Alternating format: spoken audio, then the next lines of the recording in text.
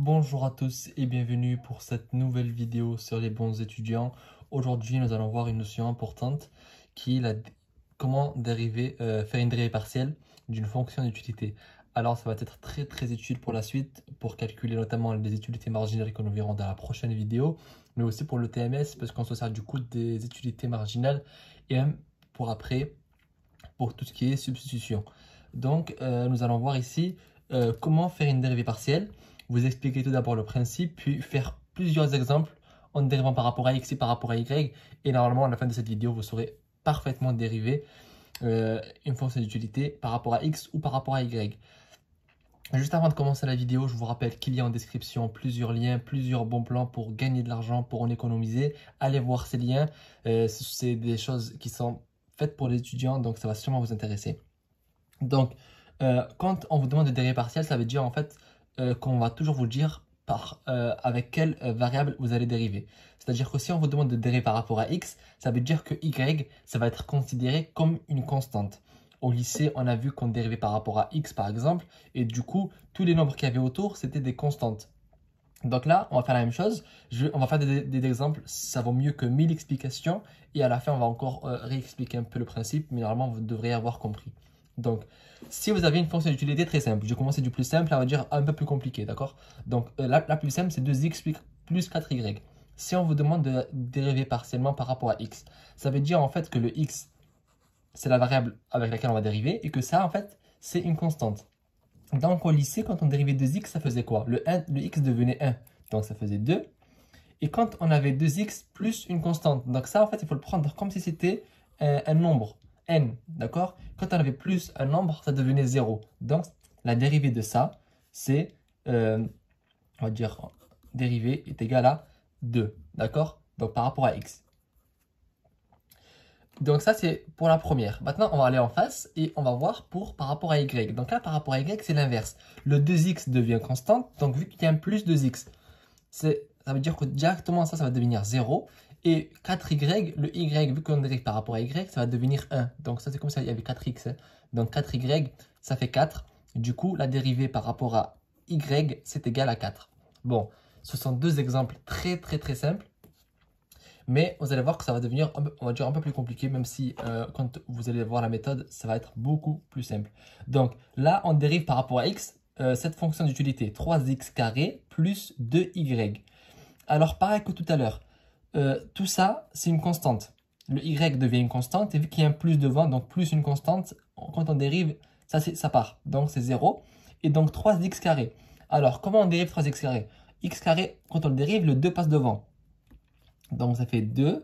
Le 3, on le garde, c'est 3 fois, justement 3 fois 2, puisque c'est une multiplication. Donc là, on le garde. Donc 3 fois, x carré, on avait dit que c'était 2, x.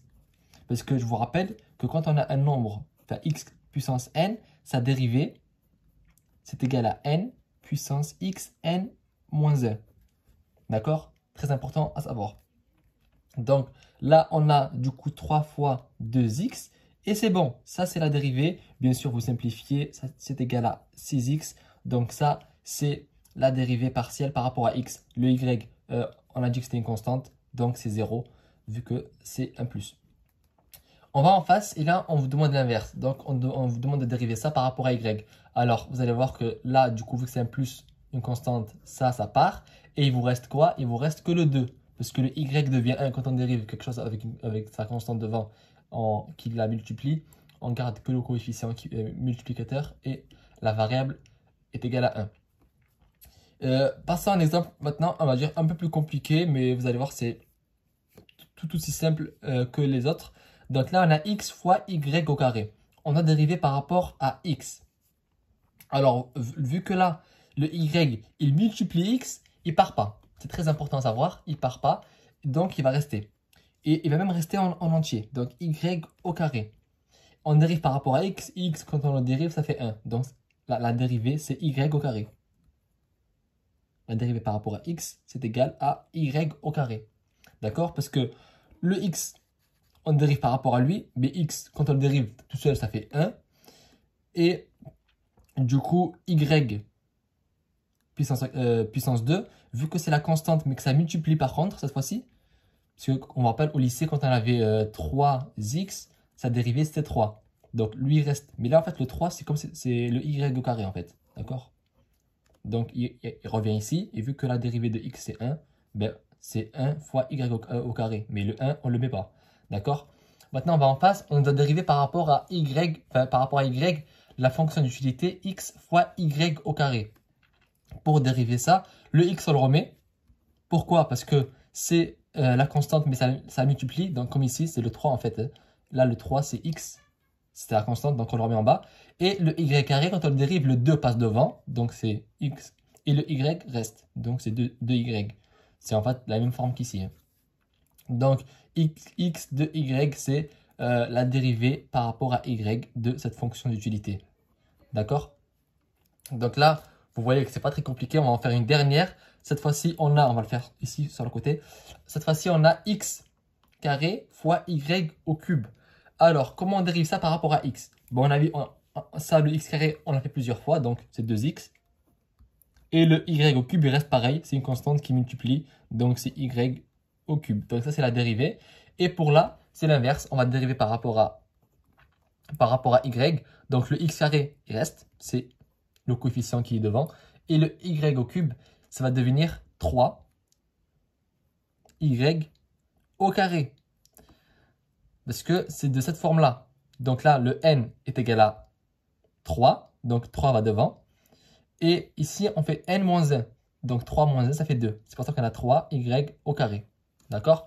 Donc voilà, ça c'était une vidéo très, on va dire, méthodologique pour comprendre comment on faisait une dérivée partielle. Souvent, on ne l'apprend pas en microéconomie 1. On vous apprend directement, on prend ça pour acquis puisqu'on le voit souvent au lycée. Mais j'ai préféré revenir dessus parce que souvent les élèves ne savent pas ce qu'est une dérivée partielle. Donc c'est important de connaître cette notion avant de passer à l'utilité marginale où on se sert justement de cette notion.